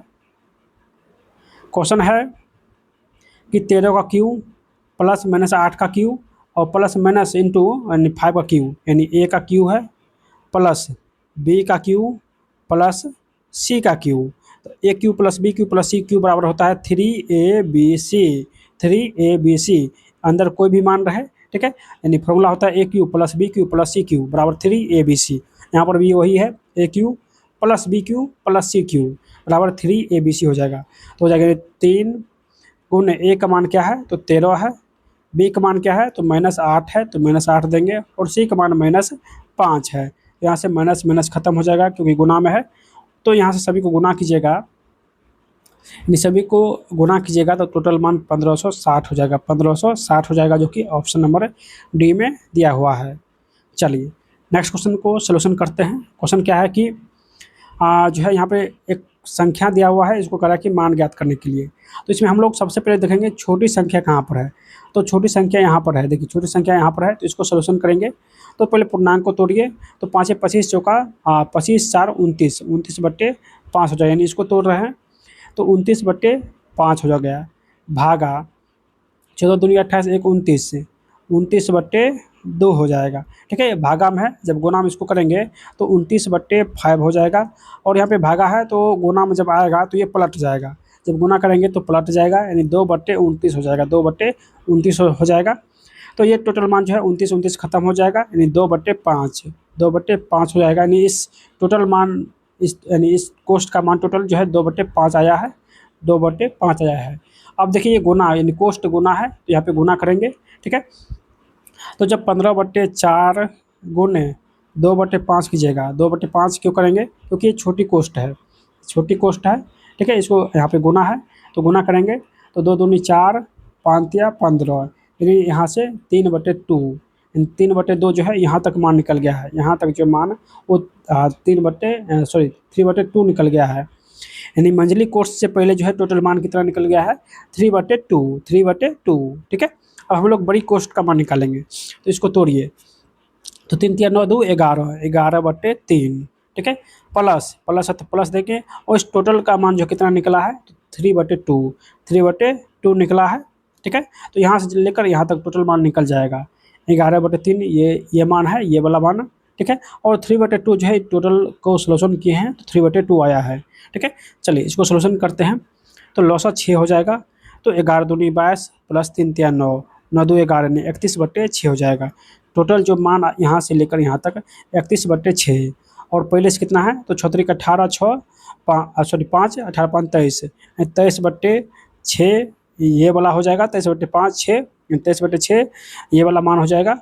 और टोटल मान जो है 31/6 है प्लस 31/6 है। तो टोटल यहाँ पे जब दोनों का लॉस सेम हो जाएगा 6, दोनों का वर्क कीजिए, सॉरी जोड़िए, तो 3 1 4 3 2 5, तो 54/6 हो जाएगा। 54 जो है 6 हो जाएगा, 6 नमा 54 होता है, 6 नमा 54 होता है, तो यहाँ से इसका जो है आंसर हो जाएगा 9, ठीक है। यानी ऑप्शन जो इसका ये हो जाएगा 9, ठीक है। ये सबसे पहले हम लोग इस छोटी कोष्ट को हम लोग सोल्यूशन किए, फिर मंझली कोष्ट को सोल्यूशन किए, और लास्ट में हम लोग बड़ी कोष्ट को सोल्यूशन किए, ठीक है। तो इस प्रकार जो है इसका आंसर ऑप्शन नंबर ए हो जाएगा। चलिए नेक्स्ट क्वेश्चन क्या है कि देखिए 350 का 65% माइनस 250 का x% प्लस 120 का 40%, ठीक है, बराबर 1, ठीक है। चलिए सोल्यूशन करते हैं। 0 से 0 खत्म, 0 से 0 खत्म, 0 से 0 खत्म, ठीक है। 5 7 35, 5 दूनी 10, तो हो जाएगा गुना कीजिए, 7 5 35, 6 7 42, 3 45, तो ये हो जाएगा 455/2, 455/2 हो जाएगा, ठीक है। माइनस यहाँ पे देखिए 0 से 0 खत्म हो जाएगा, 5 25, 5 दूनी 10, यानी -5x/2, यहाँ पे हो जाएगा प्लस बच्चों के 48, ठीक है। टोटल मान क्या है यहाँ पे देखिए, टोटल मान यहाँ पे 158 है, 158 है टोटल मान, 158 दिया हुआ है, 158 दिया हुआ है, ठीक है। चलिए देखिए ये प्लस में संख्या है, तो ये इधर आके माइनस हो जाएगा, इधर आके माइनस हो जाएगा, तो ये पूर्णांक में है यानी बट्टा में है, तो इसको भी रहने देंगे। 455/2 माइनस 5x/2 बराबर, जब 158 में से 48 माइनस कीजिएगा तो 110 हो जाएगा, 110 हो जाएगा, ठीक है। दोनों का लॉस 2 है, ठीक है। चलिए यहाँ से हम लोग बट्टा 1 कर लेते हैं और कोनिया कोनी गुणा कर लेते हैं, तो हो जाएगा यानी 455 माइनस 5x, ये 2 इधर का गुना हो जाएगा, तो 110 में से 110 में जब 2 से गुना करेंगे कोनिया कोनी तो हो जाएगा 220, ठीक है। 455 संख्या में है, ये भी 220 संख्या में है, तो इधर आके माइनस हो जाएगा और ये उधर जाके प्लस हो जाएगा। तो 455 में से 220 माइनस कीजिए, 455 माइनस 220 बराबर 5x, 0 हो जाएगा, सॉरी 5 हो जाएगा, 5 में से 2 गया 3, 4 में से 2 गया 2, यानी 235 बराबर 5x, 235 बराबर 5x, तो 5 से भाग दीजिए, 5 चौकी 20, 5 7 35, ठीक है। यानी x का मान 47 आया है, x का मान 47 हो जाएगा, जो कि ऑप्शन नंबर सी में दिया हुआ है, ठीक है। चलिए नेक्स्ट क्वेश्चन यहाँ से रीजनिंग का स्टार्ट होता है, ठीक है। चलिए इसको भी हम लोग सोल्यूशन जो है करते हैं अच्छे तरीके से। क्वेश्चन है के सी ए बराबर इंटू के अनुपात HBE, उसी अनुपात को जो है EBH का क्या हो जाएगा संबंध, यानी क्या हो जाएगा, ठीक है। तो यहाँ पे देखिए के का मान क्या होता है, जे के 11 होता है, सी का मान यानी KCA अनुपात HBE है, ठीक है। के का मान 11, सी का मान 3 प्लस ए का मान 1 हो जाएगा, ठीक है। अनुपात एस का मान 8 हो जाएगा, बी का मान 2 और ई का मान 5 हो जाएगा। देखिए टोटल इस योग कीजिए, 11 3 14 1 15 हो जाएगा, इसको भी जोड़िए, 8 2 10 5 15, यानी दोनों जो है 15 प्लस 15 यानी 15 और 15 हो गया है, 15 और 15 हो गया है, ठीक है। वही संबंध यहाँ पर भी होगा। देखिए ई है, बी है और एच है, ई 5 होता है, बी 2 होता है, ठीक है, और एच 8 होता है, सभी को जोड़िए, तो 5 2 10 8 जो है 18 हो जाएगा, 1 मिनट, सॉरी 5 2 10 नहीं, 5 2 7 प्लस 8 यानी 8 7 15 हो जाएगा, यानी टोटल मान 15 हो जाएगा।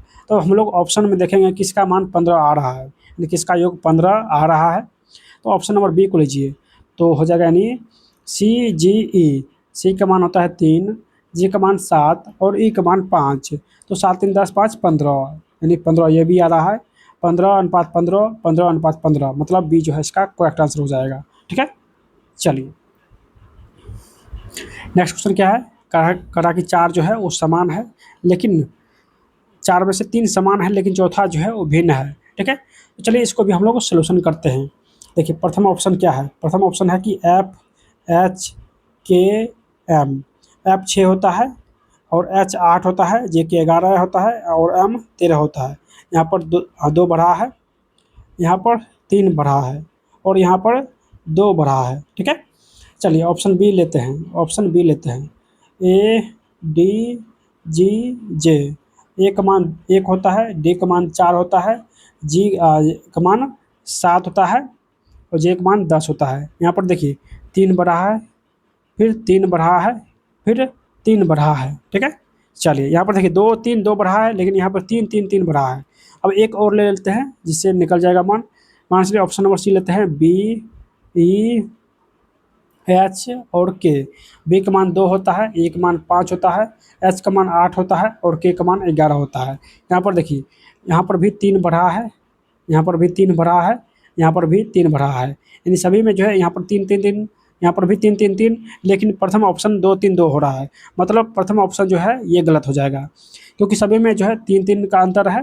ठीक है, सभी में 3 3 का अंतर है, लेकिन ऑप्शन ए में जो है 2 3 2 का अंतर है, यानी ऑप्शन ए जो है वो विषम हो जाएगा। ठीक है, चलिए नेक्स्ट क्वेश्चन देखते हैं। क्वेश्चन क्या है, कर के बीमेल लीजिए। देखिए यहाँ पे बढ़ई है, अध्यापक है, दर्जी है और सुनार है। इसमें से बीमेल को मतलब उल्टा नहीं, इसमें से विषम कौन हो जाएगा, तो अध्यापक। बाकी सभी जो है वो क्या है, तो कारीगर है। बढ़ई कारीगर है, दर्जी भी कारीगर है, सोनार भी कारीगर है। ठीक है, तो बी जो है ये जो है विषम हो जाएगा। ठीक है, तो ऑप्शन बी इसका करेक्ट आंसर हो जाएगा। नेक्स्ट है कि यदि किसी सांकेतिक भाषा में और एक का यानी ORAL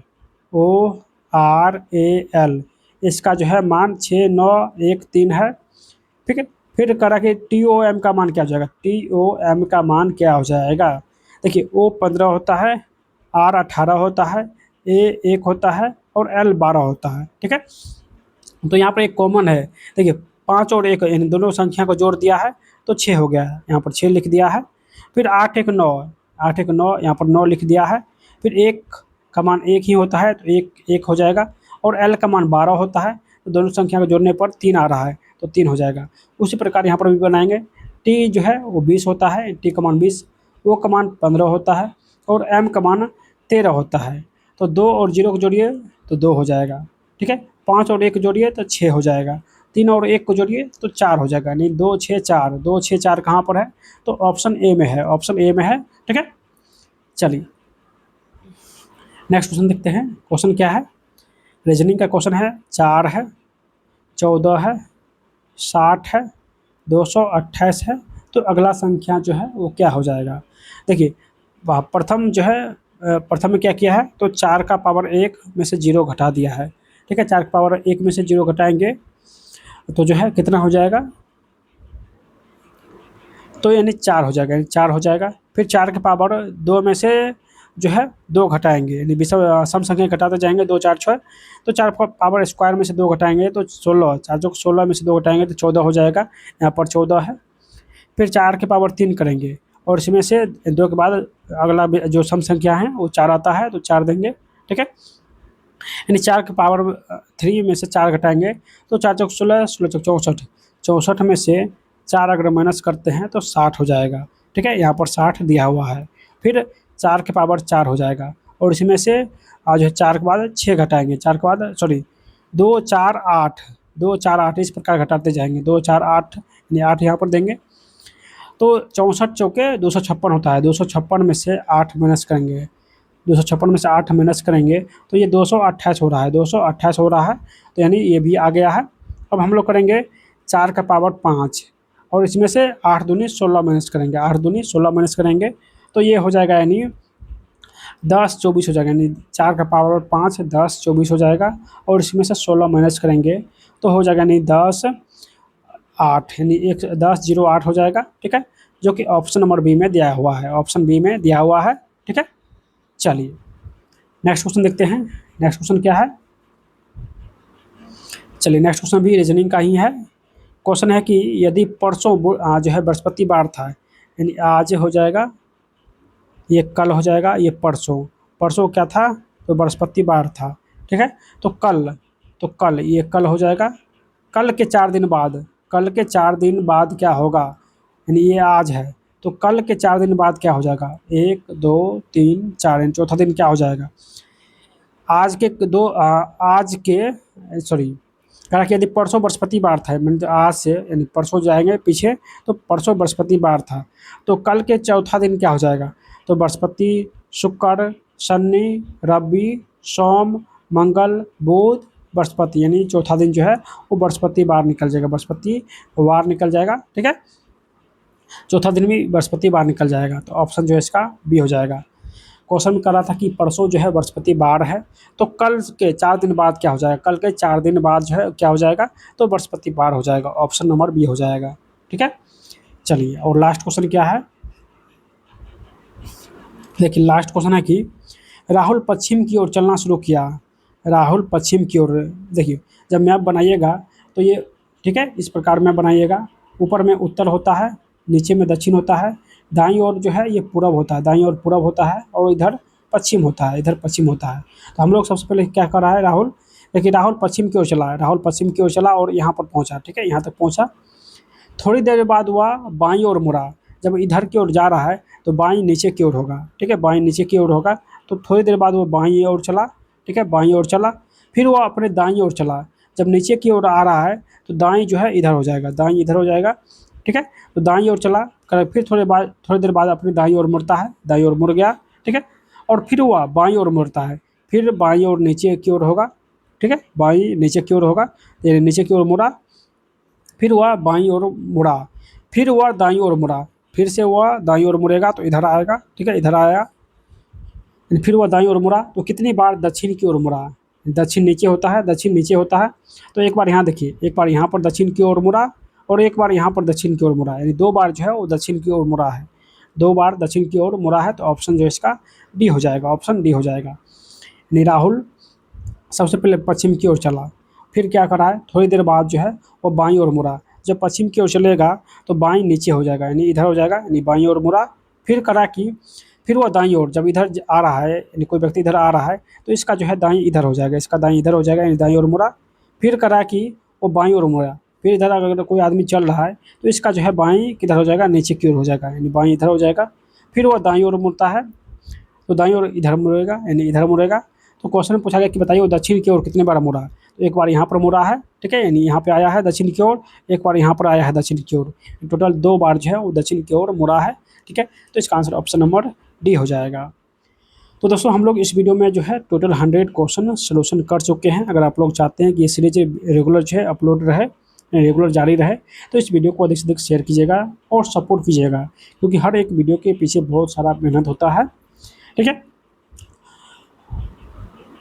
और जो भी जो है साथी बैच लेना चाहते हैं, आप लोग जल्दी से व्हाट्सएप पर मैसेज कीजिए 73 23 97 22 83, इस नंबर पर जो है मैसेज कीजिए, आपको तुरंत जो है इस बैच में ऐड कर दिया जाएगा, ठीक है। या व्हाट्सएप लिंक आपको नीचे मिल जाएगा, वहाँ से भी डायरेक्ट मैसेज कर सकते हैं, ठीक है। मात्र 99 रुपया में जो है आप लोग अभी से लेकर एग्ज़ाम तक जो है फुल्ली जो है प्रैक्टिस दे सकते हैं, सारे बुक का जो है सॉल्यूशन देख सकते हैं। उसके बाद सभी बुक का जो है आप हाइलाइट्स PDF लेकर रिवीजन कर सकते हैं, यानी जितने भी नोट्स मार्केट में उपलब्ध होगा वो सारे नोट्स आप लोग को मात्र 99 रुपया में मिल जाएगा, ठीक है। यानी अगर आप लोग करंट अफेयर्स का एक बुक लेते हैं जो कि 100 रुपया से ऊपर होता है, यानी एक बुक अगर आप नहीं लेते हैं और ऑनलाइन ये बैच ले लेते हैं तो लगभग आपको यहाँ से 10 से 20 बुक, अभी 7 बुक अपलोड है, बाकी अभी और भी बुक अपलोड होने वाला है। 10 से 20 बुक का जो है नोट्स आपको इस पेड ग्रुप में मिलने वाला है मात्र 99 रुपया में। तो ज़रूर इस बैच में ज्वाइन कीजिए, आपको हर चीज़ मिलेगा, ठीक है। चलिए दोस्तों, मिलते हैं नेक्स्ट वीडियो में, तब तक बाय।